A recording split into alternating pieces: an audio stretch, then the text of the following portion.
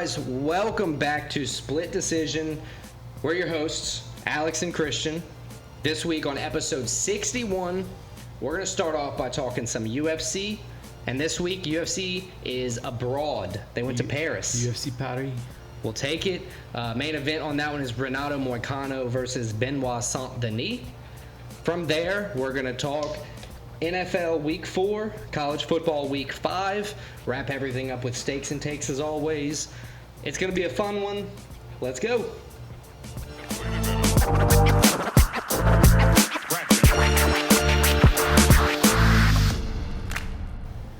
UFC Paris, Saturday night. Actually, Saturday night in Paris, but Saturday during the day in the U.S. Saturday day. It's a fun card, Alex. A lot of French fighters, a lot of exciting fighters. There's a lot of Americans on this, too. A lot of guys. If you look up and down the card, it's people you'll recognize. The main card especially, a 6-fight main card, and we're going to give you every fight on the main card analysis, picks, who we think is going to win. That's what picks are, some stats. Predictions and hows. So, Alex, without further ado, let's get into it with the main card opener. And as I said, there's a lot of French fighters. In this one, I think every fight on the main card has a French fighter. Fares Ziam, the Smile Killer, the Frenchman, taking on the American Steamroller Matt Frevola. Ziam comes in 15-4, 5-2 in the UFC. Frevola, 11-4 and 1 draw overall. He's 5-4-1 in the UFC though, so he hasn't seen quite as much Success. Consistent success as I am, because technically he's had the same amount of success and the same amount of wins. Fair. Frevola has a lot more finishes though than Ziam in the UFC. 3 UFC KOs. Ziam does not have a KO. Does not have any finishes in the UFC. Mm-hmm. But on the flip side, Frevola's also been KO'd 3 times in the UFC, including his last fight against another Frenchman, Benoit Saint-Denis, who we'll talk about later. Yep. I was looking at Ziam, the Smile Killer. One of the things that I imagine it's a French nickname and we're just translating it. I'm sure it sounds better in French. I was thinking about that today. I didn't care to look it up, but I was thinking about it today. Ziam, he has good takedown defense, which Frevola typically shoots, takedowns per match. They're close, in skill set as far as they're well-rounded. Both guys can knock you out, can sub you. Right. They're comfortable fighting anywhere. Right. But so far in the UFC, Fares Ziam hasn't gotten off a lot of strikes per match. He's won by decision. All 5 of his UFC wins are by decision. He has 1 sub loss and 1 decision loss. That's his 5-2. And he's won 5 out of 6, so he lost his first fight, and then he's kind of been on a roll lately with 3 straight wins. He has good takedown defense, but I think the busier fighter is going to prevail here. I think Matt Frevola, busier. We have more to look at. Yeah, and although he got knocked out, as I said, in his last fight, before that he had 3 straight TKOs, so he was on a roll. It looked like he'd kind of turned the corner. And listen, getting knocked out by Benoit Saint-Denis is not, that's not a bad loss. I mean, he was kind of dominating Dustin Poirier until he got a little too cocky, zealous. I wouldn't say cocky, but yeah, he got he came forward a little too much. So it's not a bad loss for Frevola. I think Frevola, he's the guy that can knock you out. I know Ziam's never been knocked out, but Frevola's, I think he kind of regains what he had before the Benoit Saint-Denis fight. Mm-hmm. He took a little while off. That was all the way back in November, so almost an entire year. I think Frevola's going to come in, clear head. I think he returns to that as he was in his winning streak. Okay. I think Frevola gets the win. I think he beats the Frenchman in Paris. Okay, you got Frevola. I also have Frevola, but just to add to it a little bit more, both guys kind of have a kryptonite if you look at it. Ziam's been subbed 3 times. Frevola's been knocked out 3 times. That's typically their way to go if they're losing in the UFC or losing in their career. With Frevola, I think his ability to grab that takedown is going to be what's going to give him the advantage. And I'm not seeing Ziam coming out and knocking Frevola out because he's never done that in the UFC. Right. It's not like power hasn't translated. That's just not his game plan. He's won by decision through good fights. I agree with you. I think Matt Frevola to win probably by decision, I'd say. Yeah, I want to say knockout, but I'm kind of leaning towards decision too. But I think we both agree. Matt Frevola, the American, goes into France, gets a win. So let's go to the next fight. Morgan Charrier, the last pirate. Again, I think that's one that's probably translated better. Yeah, probably translated. Taking on Gabriel Miranda. Fly is his nickname. Which is cool. Probably translates better in Portuguese. Miranda, was out of his 17 career wins, 16 of them by submission. Yeah, so this guy, and the other one was a decision, correct? Other one was, no, it was a knockout. He has one knockout. Oh, he's never been to the scorecards for his wins. You're right. And then Charrier, he has 19 career wins, 11 of those KOs. Both 1-1 in the UFC. Yep. And both, as we just said, Charrier, his one win is by KO. Miranda, his one win in the UFC is by submission. Yeah, Charrier lost to Chepe Mariscal by split decision. That was a close fight. Arguably, Charrier has an argument to say right, but he thought he could have won that fight. My question is with, Charrier is 28. He's got, 30 pro fights total.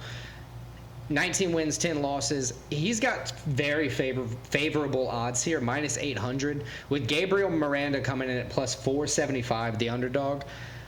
I mean, do you see something that I'm missing here? Well, I think the difference is going to be the striking. I think Charrier holds a big advantage over that. And although Miranda has 16 career submission wins, Charrier doesn't really get finished that much. So I think the thinking is that Miranda's coming in with a ground only approach. With a ground only and like one way to win this. Charrier is a little more well-rounded. Similar to like a Weston Wilson coming in and just getting KO'd because he's just keeping on the takedown. Or, and Miranda has already got knocked out once in the UFC. Charrier, that's his bread and butter. Like, he's going to try to knock you out. I think that's the thinking. It's in France, too, so I think that probably plays a little bit into it. I get what you're saying. I do question why the odds are that drastic, though. Minus 800. If it was like minus 200 or 300, yeah, I'm all about it. I might put some action on it. But minus 800. I mean, both guys are 1-1. They're both brand new in the UFC. I guess Charrier getting a split decision with Mariscal is added weight. His one loss was a good showing from Charrier. The one loss from Miranda was not a good showing. That's one thing I guess you could put out there. But in his career, Charrier has gone to the scorecards a lot. 14 total times. He's only won 5 of them. 9 of his losses are by decision. Yes, but he's actually been on a roll as of late. Yes. He started off slow in his professional career. Probably didn't have a lot of amateur fights, and then he's kind of grown into it. My thinking, I'm gonna take this is gonna be like a reach play. It's hard for me to just say that Miranda's gonna win, but I think Miranda could win this fight. I think Charrier has some opposite-ended flaws. He's a knockout guy going against a sub guy. I think either one could get caught in this one. I'm just hoping for the big upset. I'm not hoping for it. I think Charrier gets the win. I think he knocks Miranda out. I think there's a reason. They know something we don't know. I think there's a reason the odds are in this favor. I think Charrier, he has good enough defense where he's not going to get subbed. He knows that's what he has to look out for, and his hands are going to be flying. I got Charrier by knockout. Yeah, to Charrier's credit, he has only been subbed once. So I get... And it was a while ago. I get the thinking there. It's all fine. I'm going to take Gabriel Miranda by the big upset, plus 475. One interesting thing, though, is both guys, if they go to the scorecard, I mean, Miranda's 0-4 on the scorecard. Charrier's 5-9. So neither guy wins a lot by decision. So maybe the busier fighter could prevail. Another crazy, if it's an all-ground fight, maybe that does favor Miranda. We'll see. Next fight. Kevin Jousset, is that how you say that? I believe so. Taking on Brian Battle. Brian Battle has been fun recently, but he's a fun guy to watch. Let's talk Kevin Jousset first. Jousset is on a 5-fight win streak. 2-0 in the UFC. About to say that. His only sub was his debut. Only career submission victory was his UFC debut, which is pretty cool. And then his last fight, he won by unanimous decision. Right. Brian Battle, on the other hand, seems to be in his prime. He has one loss recently to Renato Moicano. And then his last fight, we all remember. He was no contest, but I think everybody remembers after the fight. He was beating Angelusa, and eye poke or whatever it was, no contest. And then Angelusa wanted to talk shit after. Like, I'm going to beat your ass, yada, yada, yada. And Brian Battle simply is like, well, you should have done it during the fight, maybe. And they both got very angry at each other. Yeah, it was fun. I think Brian Battle's in his prime. 3-1-1 in his last 5. That one on the end there is the no contest. 5-1-1 overall in the UFC, so he's been good the whole time. He's been good the whole time. One interesting thing about Jussier, you know where he trains? I was surprised by this. Nowhere. City Kickboxing in New Zealand. Oh, he's cool. a French guy that lives now and fights out of New Zealand. So it almost... Come to think of it, I've seen that now that you mention it. In my opinion, I know he's going back home, but that almost takes the home field advantage because you're still traveling. You're still not... Yeah, you both have to show up at time adjustment, France. Yeah. Like not You still have to show up early, like those guys that, a few weeks early just to... You want to adjust. He probably, to his credit though, he probably has a guaranteed place, a nice place, family where he can just stay at home, maybe something like that. Either way, high finishing rate for Bryan Battle. 3 KOs, 6 subs. She's only been to the scorecards 3 times, won twice, lost once. He's favorited by a margin, small. He's very well-rounded Battle. Yeah. Very, very well-rounded. There we go. English. I picked Bryan Battle. I think Bryan Battle is going to continue his impressive finishing display. I'm going to take Bryan Battle by KO. I agree. I think second time on this card, on the main card, an American's going to beat a Frenchman. I got Bryan Battle winning this fight. How do you think Bryan Battle will win? He's got 3 KOs, 6 submissions. He's only been subbed once. I think it's going to be a slugfest between these two guys, and I think I'm going to jump on the train with you. I think Battle gets the TKO KO win in this one. I was going to say that Jusset, if I'm saying that correctly, his 5 KO wins, with the 1 sub, and that sub, like I said, coming on his UFC debut, he wasn't expecting to get that one. Correct. He wants to go into a bunch of bangers. He's opportunistic. Absolutely. All right, let's move on. Next fight, another French fighter, William Gomi, the Jaguar, taking on Joanderson Brito, the Brazilian. Joanderson comes in 17 wins, 3 losses, 1 draw in his career with a 5-1 UFC record. All 5 of those wins by finish. That's 3 KOs, 2 subs. And Gomi, on his part, 3-0 in the UFC, 1 KO. So both guys come in with a lot of success in the UFC. They're both relatively early in their careers. They both have been gangbuster. Both guys a lot of momentum coming into this. Yep. Gomez, however you say his name, Gomi. I think the S is silent. Okay, let's go with Gomi. Gomi, the Jaguar. He's coming in. He's facing his biggest test yet. Quite simply, I agree. Joanderson Brito finishes everybody, not literally everybody, but almost. 15 career finishes, 17 career wins. Only been to the scorecard 3 times. Never in the UFC for a win. Right. He's been strong in the UFC. He beat Jack Shore in second round TKO in his last fight. So that's a good win for him. And his only loss was to Bill Algeo. So or his only loss in the UFC, I should say, was to Bill Algeo. That's I guess, kind of bad look how Bill Algeo's aging in the UFC. Yeah, but MMA math never makes sense. Yeah, I mean, every fight, even in the biggest crazy odds, it's a game of inches. Yeah. I mean, you don't move your head one time, and next thing you know, you're waking up and you lost. So I think Joanderson Brito is going to have a lot of success in this fight. He's the test for Gomi that Gomi needs, but being an orthodox fighter, it's the test that he's going to see time and time again in his career. Brito has the kind of significant test, and he's facing the southpaw fighter.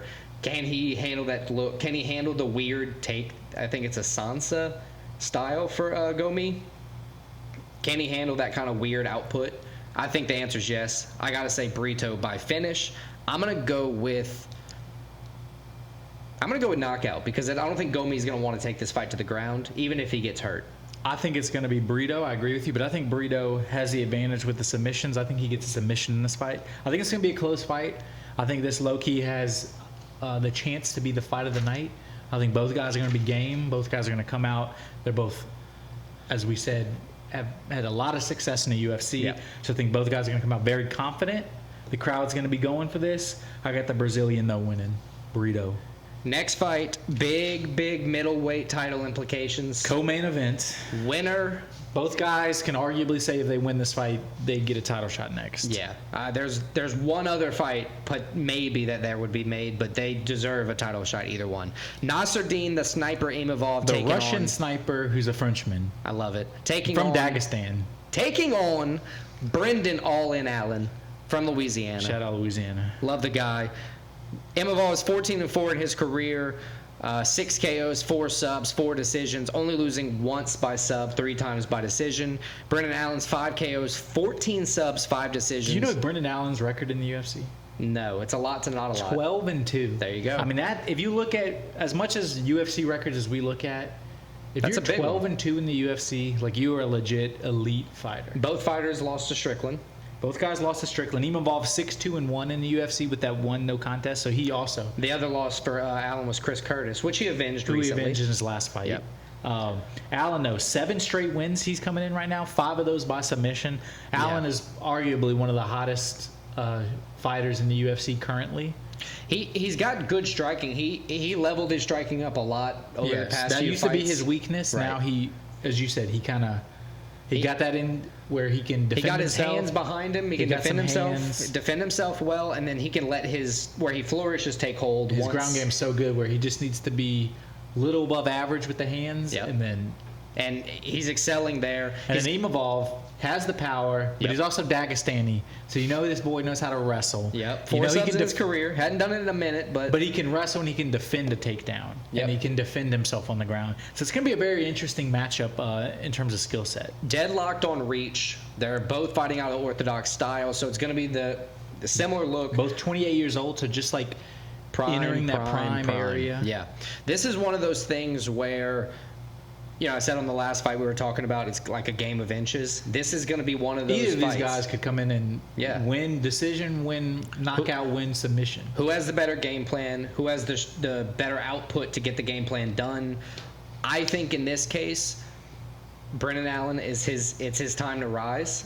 I think he's going to be getting a title shot early 2025. I think he's going to have a show-out performance here. I think he's going to win.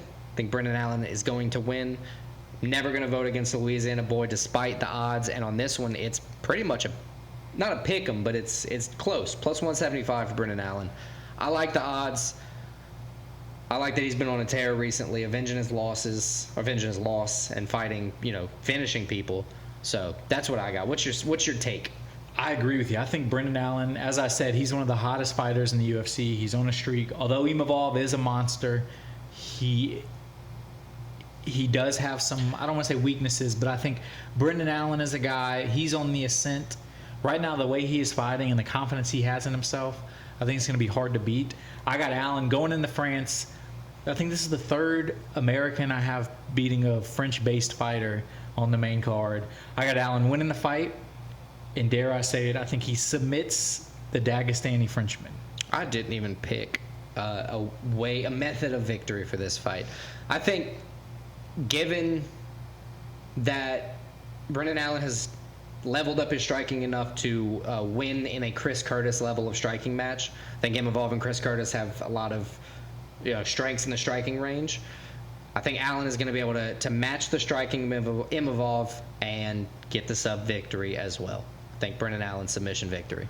All right, let's move on to the main event of the evening. One of our favorite fighters who we had to root against last time. I was okay with it last time. I was okay with it last time, but we got Benoit Saint-Denis, God of War, taking on Renato Moicano, who's quietly become a very popular and entertaining fighter. He's been one of the most, he's been a hot in terms of how he's been performing too. And he's been talking on the mic so well. He's kind of turned it on as of late, the past couple of years. So shout out to Moicano for that. Moicano comes in, he's 11-5 in the UFC, but 3 straight wins. He's taking on Benoit Saint-Denis, as we said, 5-2 in the UFC.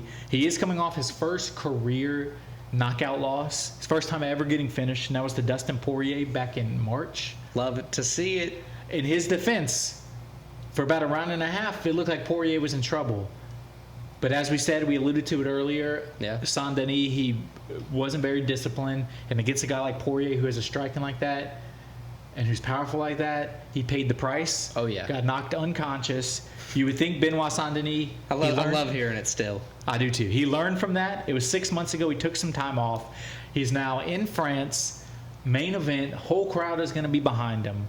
How does Saint-Denis perform? So Saint-Denis is a crazy striker. He's all out. I was watching the... He's a crazy striker.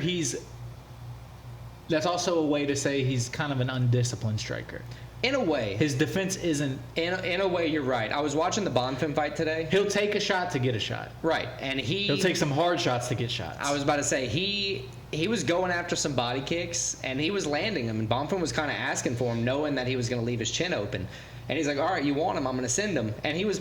I mean, by the end of the fight, he won by submission. But by the end of the fight, like, just huge red welts on the side where it's like, you asked for those shots, Bonfim, and you kind of got choked out. That's one instance where it worked in his favor. But he has a killer submission game. Killer submission game, killer striking. He knocked Frevola out off a head kick, finished it up with some ground and pound. I mean, he's well-rounded. He has everything. He probably needs to shore keep up his chin down. He needs to shore up his striking defense. Yep. Because that's his biggest hole in his game right now. But everything else in his game is so, I dare say, elite. Yep. Where but he can compete at the highest level in the sport. Let's give credit where credit's due. We only talked about Benoit Saint-Denis because that's who we're rooting for.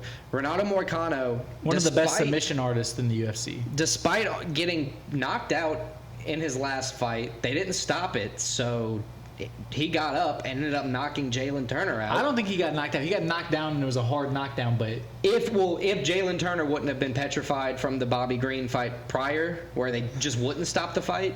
No, I think Jalen Green was just being cocky, and it was UFC 300, and he wanted to highlight walk off, which I don't blame him. $300,000. Yeah, but he paid the price for it. He paid the price. Moicano, that was his first career knockout. Isn't that crazy?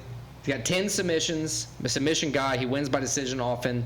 This is one where I don't think he's going to be able to stack up due to how aggressive Saint-Denis is and how powerful he is. Because if he gets hit like that, Saint-Denis is not going to stop. Yeah. Because he knocked you down. Saint-Denis is going to pounce on you because he's not scared if you can wrestle.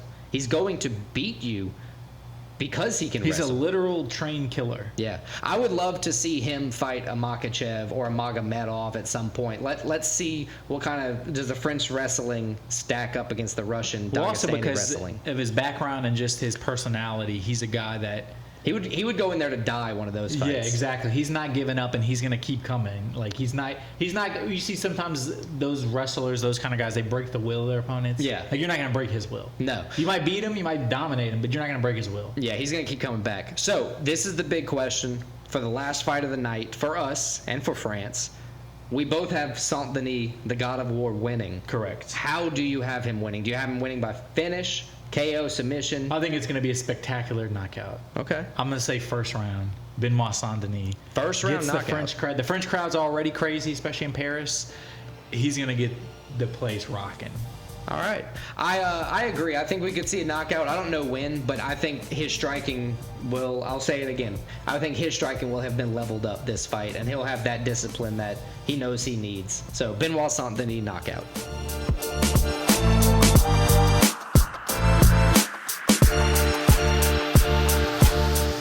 Fun week of football just happened. Alex, neither one of us did great in college football. We both did pretty well in NFL. Overall, I'll take a 9-4.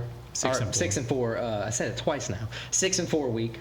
Yeah, so let's go over our picks from last week. We're going to start with college football, and we're going to start with the first game, which was a Friday night game, first-ranked matchup. Illinois went to Nebraska. Nebraska had all the momentum, leading almost the entire game. Illinois comes back at the end. It was a close game the entire game. Yeah, but you ain't Mahomes' doppelganger if you don't pull off that win. All I'm going to say. But if you followed Nebraska the past few years, it was pretty inevitable. Yeah. This has been their MO, losing one-score games. Illinois Shout out Matt Rule. Yeah, Illinois went in there, overtime win at Nebraska, 31-24. I think we both picked Nebraska in this one. So we both took a little L there. It was not a great way to start the pick bets of the week, but hey, it was a good game at least. It was a good game, but I really felt like coming into this week, it was like, man, am I gonna go down heavy? You know, like heavier than I already am this early in the season. It felt like it for a while because going into the next football pick, we both picked USC at Michigan. And this was like an 11 a.m. Saturday kickoff, so it was the first one on Saturday. Michigan, we both picked USC. Michigan jumped out to a 14-3 lead. It was crazy. Then UFC turned it around, Yeah. comes back, takes the lead late, and then late they allow Michigan like a 40-something yard touchdown run. They lose, by 3 or 4 points. Yep. Michigan What do you was do with that? underdogs at home, but Michigan got the win. USC, that was a bad loss for USC. Yeah. They had a lot of momentum coming in. It was a bad loss for me. Nice. Thanks. I tried. I was sitting there thinking, I was like, how can I connect that As and an make it LSU all fan, about me? I wanted USC to win as our loss. I wanted them to keep doing well. This was a game I think USC is going to look back and say, we should have won that game. That's a good outlook for you. I'm not rooting for the SEC teams that we lose to, but Yeah, but even so, it's like you don't want the loss to be a shitty bad opponent. loss, yeah. So that's a very good outlook. I appreciate that. The next game we lost as well. Utah Utes went to Oklahoma State and beat them at home. Although Utah was favored in that one, I just thought Bowman. I think Utah was up 22-3 in this. Yeah. And then Oklahoma State came back at the end. The final score 22-19. Utah held on. Bowman has been very disappointing this season. In this game, he was very disappointing. I was gonna say not this season. He's been very surprisingly great this season. He's like 27 years old. I know, but he came into this game at like 970 passing yards, whole bunch of touchdowns, very few interceptions, and he was just completely turned off. Yeah, 2-2. First good team they played. And Yep. So shout out to them. We lost 0-3 to start the college football week. 0-3. Then we got a win. This is the win we thought we were going to have, but it looked shaky at first. LSU beats UCLA at home. UCLA, arguably one of the worst. UCLA went out and Power 5 scored just teams. immediately. Well, we scored immediately. Then they scored. Right, but what I'm saying is, as kind of we said it last week, how all these spreads with LSU is a trap because everybody's scoring on them. Well, they almost pulled it off. They shut them out. The final score was 34-17. It was 17-17 and a half. So LSU kind of got focused at halftime. The spread was 24, so they almost got to that 24. They had to have just more gas in the tank than these were clearly worse schools. Like if you can just keep it close to halftime, if you're struggling as the better team, you can outlast they're more talent. them. You would hope your talent eventually would start playing better, and that's what happened. LSU though. Oops. Not a great first half, but I think there's signs. There's good signs in the second half. They kind of turned it on. Just not very good signs from the defense. They're still allowing way too many points to nobodies. But the second half, they shut them out. They did. So shout out to the second half of LSU. And then the other win for college football. So now we're 1-3. So then we finish off the evening. We picked the biggest game of the weekend, right? So I'll take credit in that. Yeah. Tennessee went to OU, welcomed OU to the SEC by a good old-fashioned. We picked the biggest game of the weekend, right, as they were 7-point. No, I can't say that because the other two are big favorites and they lost. Yeah. 7 points not that big in college football. Oklahoma was at home. Hit the under, First which SEC is fun. game, hit the under surprisingly. It was 25-15 was the final score. It wasn't that close. Tennessee kind of dominated the whole game. Oklahoma scored late. The Sooners scored quick.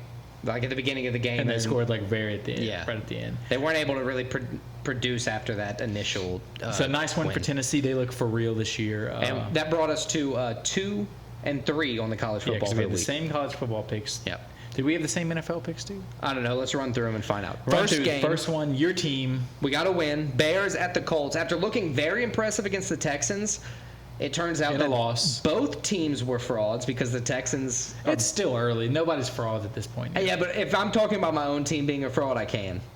You called the Texans frauds. They also scored 3 points last week or 6 points last week, They're whatever it was. 2-1. Anyway, so the Bears went to the Colts. Colts eked out the win. Caleb Williams finally had some success, but honestly, it was just a game where the Colts were able to battle through their flaws. Got some good Jonathan Taylor work done. Anthony Richardson needs to be way more careful with the ball, but we both got that one right. So we started off Sunday morning 1-0, which was Saints Eagles. This was. What the fuck happened? This was such a horrible. Both teams played like shit in this game. Yeah, but the Eagles have been playing like shit for a while. Yeah. But neither team deserved to win this. The Eagles ended up pulling out the win, so I guess that's also props the to things them. that the Saints kind of do is they do lose those one possession games a lot of time.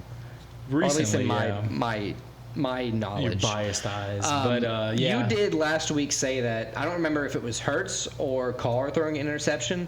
Props to you, both did. So you got it right either way. Well, I knew Carr wasn't that guy, and he proved it in this game. So I think he threw for like 90 yards or something. Yeah, it was abysmal. Both teams, it was just not a fun game to watch. No, you're right. Bad decisions from Sirianni as a coach. Crazy Saints weird play couldn't calling. get anything going on. Yeah, it was just weird. A weird game overall. You don't have Taysom Hill, and then all of a sudden you forget how to play football as a whole. Yeah, it's like, that's I stupid. don't understand what happened. So 1-1 after that game. Then we move on. This was the game you were saying, the Texans. We both picked the Vikings, which Christ. I picked them because they were at home. I thought this was going to be a close game. Vikings 34-7 whooped the Texans' ass. So is Sam Darnold that dude? You saw Bill Belichick's little slight, huh? No. He said everybody was high, or everybody likes Sam Darnold except the Jets, apparently.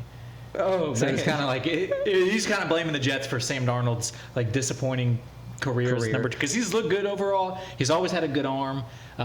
Looks like he has some confidence behind him, and he has a team behind him. Leading the MVP voting. I mean, that's 3 weeks. Yeah, that's not even a joke. Yeah, he's leading the league in touchdowns. Well, I'll get to that when we talk about the Vikings because we're talking about them again this week. But yeah, that moved us to 2-1 to start. So we'll be happy with that. We'll take that. Then we go Sunday Night Football, Chiefs Falcons. Yep. A game where people are still clamoring the NFL made the Chiefs win this game. Okay, so I don't understand questionable pass interference, non-pass interference calls. I get that, but outside of everything, I do not get why the Chiefs are walking into every single game with these kind of odds. Money line minus 190. They're like I don't want to say best team. 190 is pretty good odds. I know. I mean, but I'm saying that's a pretty big favorite in the NFL. Right, but we see, minus the Bills right here, minus 250. Yeah, but they were playing the Jags. Right. God hates Jags. Yeah, you're right about that. You are right about that, and rightfully so. The Jags suck. Trevor Lawrence might have been. But anyway, the Chiefs might have been the ruin. The Falcons should have won this game. In my opinion, they outplayed the Chiefs. But the Chiefs did what the Chiefs do: figure out a way to win with a little help from the refs. They're so crafty. They're just so damn crafty. Where's Travis Kelce? Nobody it doesn't matter knows. because if you add those, put two people on them, that just opens up someone else, and that's usually what happens. But we won that one, so we'll take that too. And then we go to we saw the big ass whooping in the Vikings over the Texans. This was the biggest ass whooping of the week. It happened on Monday Night Football. Bills 47-10 over the Jags. I don't think it was even that close. It was a blowout. I mean, Trevor Lawrence got pulled. Yeah. They put Mac Jones in. How bad is it where you get pulled and they put Mac Jones in? And Mac Jones played under Bill Belichick, so you can't just say it was a coaching problem like you can for a lot of people. But yeah, we won that one. So overall, went 4-1. Bills NFL. low-key might be the Vikings. We talked about them. Bills might be the best team in the NFL so far. Yeah, Bills look good. Josh Allen, Sam Darnold. I think the two MVP frontrunners 3 weeks in. Yeah, it's early. Obviously, you can have a 3-week-in. But both MVP teams looking superb. Yes. So 4-1 NFL. What is that? 2-3 NCAA. So 6-4 overall. Yeah, we'll take it. How'd you do on bets? My bets I did 3-2. So I got my two losses: Oklahoma State money line, which we talked about. Yep. And I had the Saints -3, which even if they would have pulled this off, well, they were up 12-7. They should have won 12-7, but yeah, I get either way, two losses. But I did get Tennessee -7. You got to stop that really long Dallas Goedert pass. Yeah, that was just, what are we doing? We had three guys run into each other. It's like you stop that, you win the game. That sparked into my head because that was just, I knew that was going to happen though. It was a game they didn't deserve to win, so it's right. okay, you can't even be mad. But my wins. Yeah, more importantly, the wins. Tennessee Volunteers -7 on the road. They covered. They won by 10. I had the Vikings +115 money line. Obviously, they covered. And then I had the Chiefs -175 money line. And they pulled it out thanks to the striped officials. See, -175. I would bet every single week on the Chiefs if the odds looked like that. I had Tennessee -265, Bills -235, Colts -122, Chiefs -172, all money line, all winners. And Nebraska lost. The biggest one, -315, lost. Well, that's gross. 3-2 for you. You went up 1.18 units, brings you to a total cum of 37-18 -3.09. Better. We're getting there. I'm 38-22 -7.97. So, go. I'm went 4-1, up 2.41 on the week. So, a little bit of baby steps. We'll get there. Moving on to this week. You want to run through the picks real quick? Yeah, let's go through the picks at the end for UFC. Yeah, so we have 6 UFC picks. We're going to have 10 football picks, 5 college, 5 NFL. Let's go through our college games first and NFL games. And we're going to start college football, ranked versus ranked matchup. Number 20, the team we've been covering a lot for some reason. Oklahoma State at number 23 Kansas State. Both teams 3-1. Both teams 0-1 in the Big 12 Conference. Both teams coming off disappointing losses. Kansas State, this was a crazy stat. They were up, I think it was 6-3 with like 3 minutes left in the first half against BYU. Mm-hmm. In game time of like 7 minutes, the score flipped to like 31-6. Yeah. BYU scored I think it was an interception, and they had a big touchdown run. It was just a crazy turn of events. Yeah, BYU ended up winning 38-9. It was nuts. I don't think that's as indicative. The scoreline is as indicative of who Kansas State is as a football team. I think the game just kind of got away from them quick. Some big plays. Yeah. Oklahoma State. Because Kansas State scored well against Tulane, and Tulane's got a good defense. I mean, as much as they're not a ranked program, they don't have that good of a defense. We're talking the UL put 30-something points. We're talking the lower rankings. But then we go to Oklahoma State, where they lost by 3 to Utah. But that game, I also think is not indicative of the scoreline, because I think Utah dominated them for most of the game, and Oklahoma State made a little run. Bowman got end. a couple scores, a couple interceptions, but a couple of scores. It wasn't his best showing, but it wasn't, Kansas State comes in 4.5-point favorites. They're minus 200 on the money line. I think just because they're at home, the Big 12 matchup, two teams that are used to each other, I have more confidence in Kansas State correcting things than Oklahoma State. I got the Wildcats winning this one.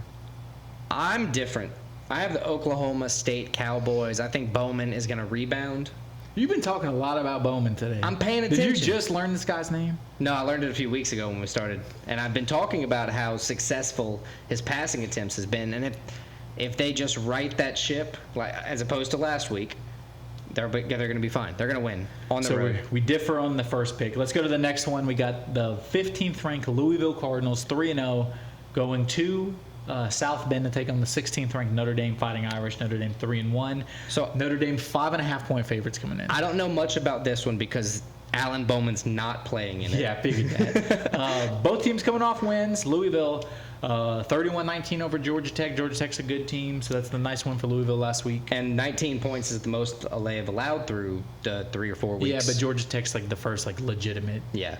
Still, though, only 19, and you get the win. That's strong. Notre Dame has 2 straight wins after the surprising loss to Northland, Illinois. They beat the shit out of Purdue. Yeah. Like 66-7 or some shit. Then last week against Miami of Ohio, 28-3 win. Notre Dame's still one of those teams I don't trust. It's something about Riley Leonard.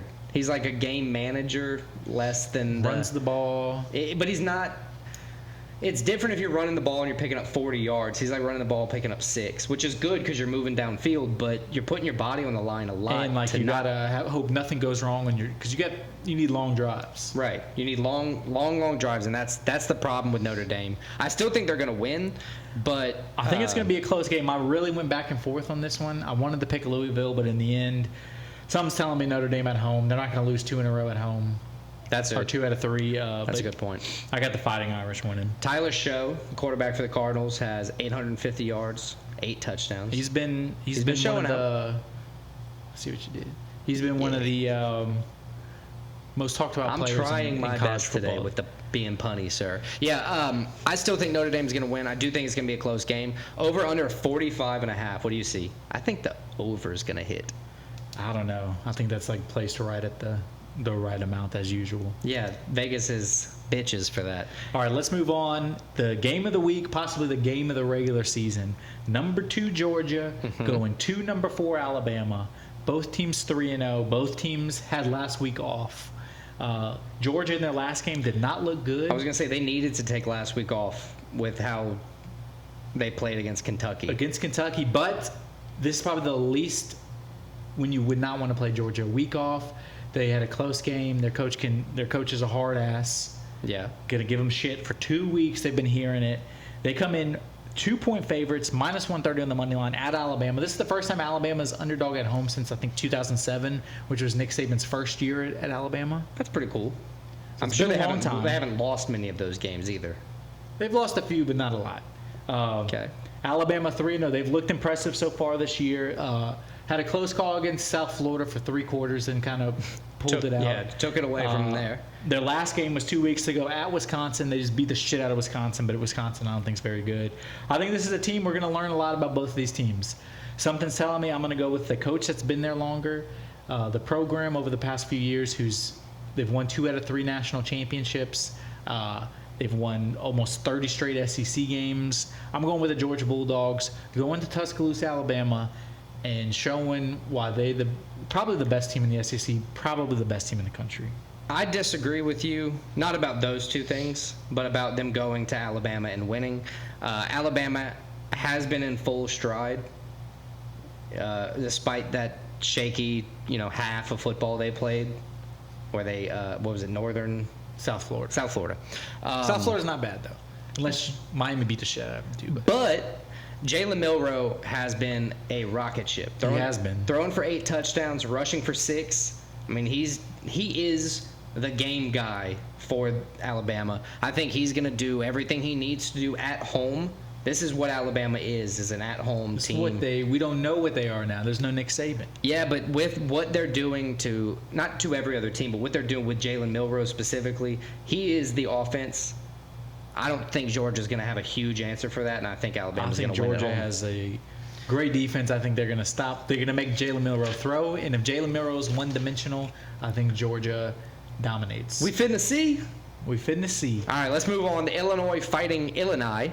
Taking on Illini. The Illini going to the Nittany Lions, number 9 Penn State. These are some awesome mascot names. Yeah. That's why you gotta love college football. Both teams undefeated. 4-0 Illinois, who we talked about earlier, beating Nebraska last week. 3-0 Penn State. Penn State beat the shit out of Kent State last week. This is one of the most surprising spreads of the week because Illinois is 4-0, as we said. They've been looking good. What do you have the spread at? 19-point underdogs. I was going to say it opened at 17.5, and it's already up to 19, so it's growing. 19-point underdogs for the Illini. Plus 700. Penn State is minus 1,000. So do not bet on Penn State. Yeah. Minus 1,000 is not worth it. They're a team that's notoriously, they can play down to their opponents. I think Penn State wins the game, but I think it's a lot closer than 19 points. I think Penn State's good. I think they have a chance to win the Big Ten. I think they're one of the better teams in the country, but they're not a team that is going to come out and blow a lot of teams out, I don't think. Okay. Other than Kent State. But Kent State's like, they played Como High School. I get it. But they did just blow them out, so. Yeah, they blew out a Como. I get it. Go look how they play Bowling Green. True. Fair. I agree with you. I think Penn State's going to win. It's probably going to be closer because Altmaier for Illinois has been pretty damn good. The quarterback? Yeah, he's been good. He was great against Nebraska. I'm paying attention He to outshined Raiola. Yeah, Raiola had a good game, so it's not like he played bad, but he did what you need to do at the end and led the charge and got the win. He led that game over Nebraska. He's been efficient. No interceptions on the year. He moves well enough to have only been sacked 7 times through 4 games. That's very good. Also, shout out to his O-line because obviously that means they're holding up as well.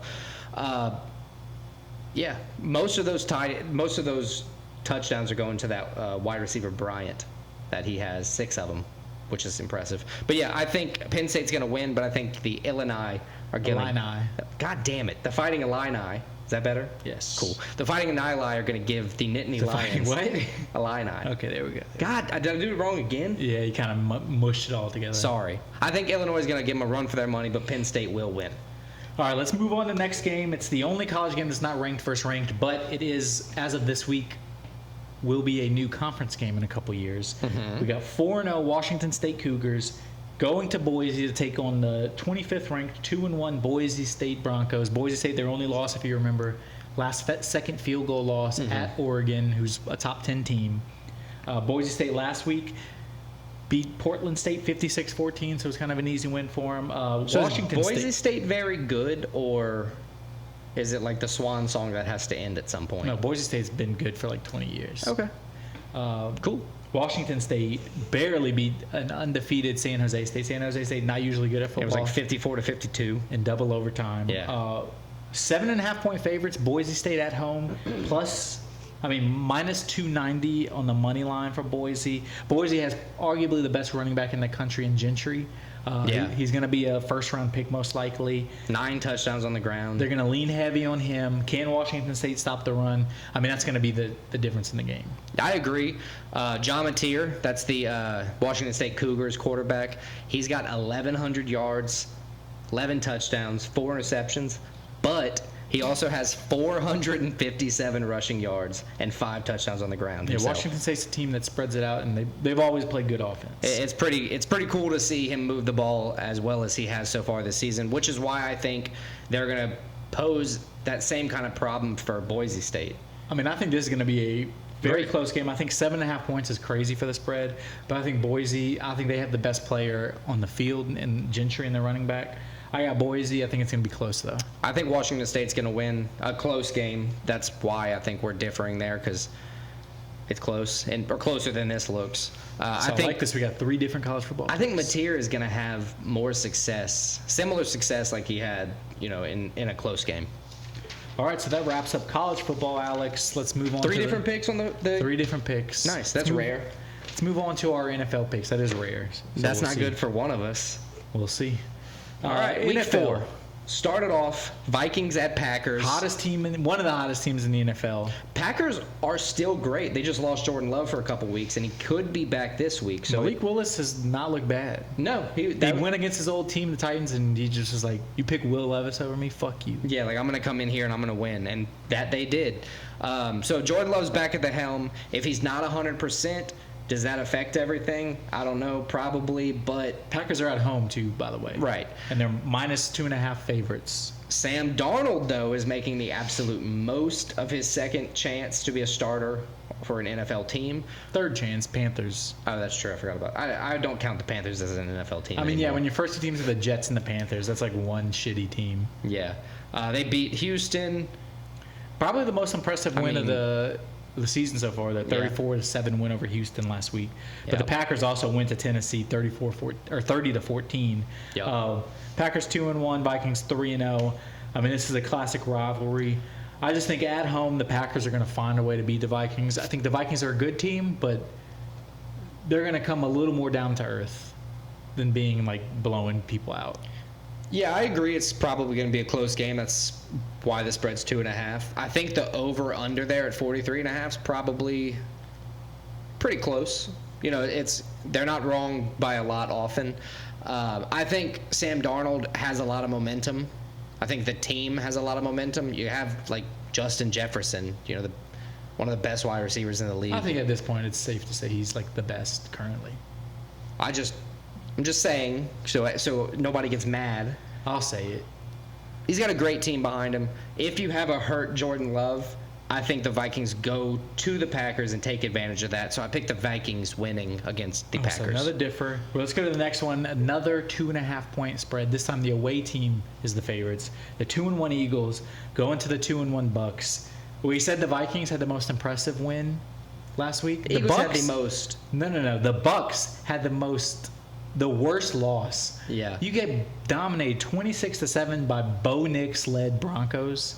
Embarrassing. Yeah. The Bucks just didn't even show up. And as you said, the Eagles probably had the worst win. Of all 15-12 Not against really, the Saints, but like neither team deserved to win that. It sucks when you're the 12 o'clock market and it's like, fuck, I have to watch. If you had hindsight, it's like, I have to watch that game. God damn it. But as I said, Eagles 2.5 point favorites on the road in Tampa. Both teams 2-1. I think this is a pretty close game. It's going to be a toss-up. It's going to be both teams seem to be kind of inconsistent. When they show up, they're good teams. When they don't show up, things could get ugly. Is A.J. Brown back in for the Eagles, or is he still going to be out? I forgot to look. I don't know as of right now. Either way, that could be a big effect for the Eagles.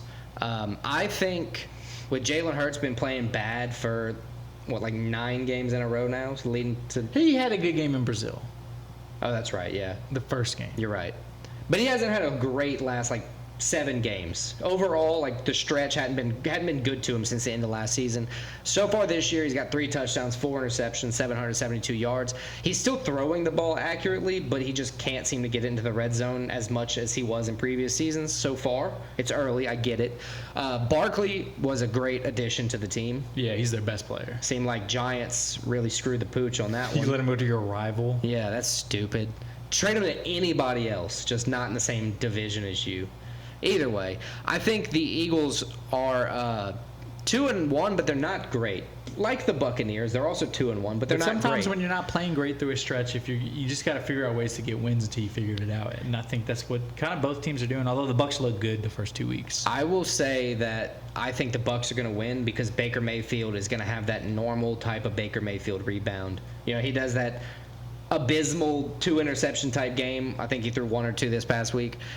But then he's going to go off this week throwing 4 or something ridiculous. So we differ on that one. The first 2 NFL ones, I got the Eagles. Let's move on. Next one, Chiefs at the Chargers. You said you love these Chiefs money lines. Well, here's one for you. Minus 425, the Chiefs. Talking about we never see big money lines in the NFL. This was massive. Undefeated Chiefs, the favorite on the road against the 2-1 Chargers, mostly because of the injury to Justin Herbert. High ankle sprain. I think the Chiefs would probably be a slight favorite if it was a fully healthy Herbert, or it would be a very close game. It's hard to say because in the offseason, the Chargers really went like run first. Like that's what they switched to, and it works for them. But it almost makes you think they could.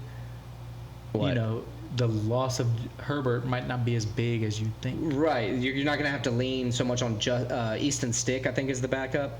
Maybe the third guy if somebody else is playing, and maybe Heineken started last week instead. Heineke. But the Chargers, they had a bad. I mean, Pittsburgh somehow beat. I mean, Pittsburgh's 3-0, but Justin Fields might be back too. Chiefs, as we talked about, they pulled a win out of their ass against the Falcons last week. Mahomes not having as much success. Yeah, but that's the same thing they did last year. Right. And they're undefeated at this point, so I'm not worried about the Chiefs at all. He can't hit Travis Kelce, but that opens the door for other. He's not hitting one guy so much; he's hitting everybody because he's forced to check reads and everything, which is playing to. I mean, they're undefeated, so you get it. Yeah, I think they stay undefeated. Yeah, the 4-0, especially with down quarterback options and not much else going on with differences. I think the Chiefs continue to own. So Chiefs roll. We both got the Chiefs. Let's move on. Sunday Night Football, probably the most intriguing matchup of the weekend. Bills? 3-0 Bills at the 1-2 Ravens, who tried as hard as they could to start 0-3 after coming out dominating Dallas. The Ravens are the best 1-2 team in football. Maybe. The Ravens are... Maybe. They remind me a lot of the Cowboys. But my dad's a Cowboys fan, so I'm not associated with the Ravens like that. I hear the talk of the Cowboys, and then I'm like, yeah, I don't get it. I don't see it. Yeah, but the Ravens, at least, I think everybody believes in them. They do. They have a great quarterback who's been throwing way more accurately this year than any other year so far. Again, I know it's early. And the Ravens, although they're 1-2, they're 2.5-point favorites against the undefeated Bills. And they have acquired Derrick Henry, And Derrick Henry's been going off. He's been stiff-arming the shit out of people. Everybody. I love it. But the Bills coming off... I mean, they dominated the Jaguars last week, 47-10. Mm-hmm. Josh Allen looks like he's that guy again. He's not missing Stephon Diggs at all. In fact, I think he's kind of happy Stephon doesn't have that headache anymore. Yeah. I like Stephon Diggs. But he does have that drama behind him. I don't think he's a locker room guy. Right. You want a locker room guy. I would want a locker room guy if I was a professional athlete. The Ravens are 1-2. Can they figure it out? They've had close games. They're a good team. I mean, they should have beat the Chiefs. They were dominating Dallas for most of the game. The big issue for me, through 3 weeks, the Bills haven't allowed more than like 140 rushing yards a game. They played, a couple teams. So what is that like? Can Lamar Jackson, Derrick Henry, if they can't get it going on the ground, the game's over before it starts? I agree.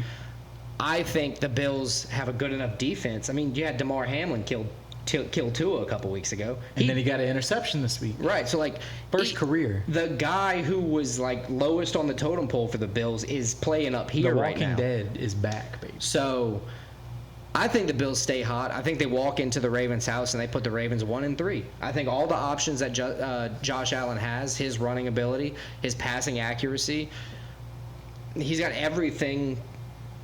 I agree. Not all. I know it's a big task. All the Bills have to do is stop the run. If you stop the run, the game is over. I agree with you. I think the Bills move to 4-0. I think the talk coming into next week is going to be what's wrong with the Ravens. They're 1-3. Can they rebound? Much like the talk right now is about the Bengals being 0-3. Much like my fantasy team, 0-3 to start the season. Oof. Big oof. Let's move on to our last game we're going to cover. It's one of the Monday Night Football games. The surprising 3-0 Seattle Seahawks taking on the 2-1 Detroit Lions, who have proven they're still here. So I'm going to eat my words on another subject because I was wrong about Geno Smith last year when he was reactivated.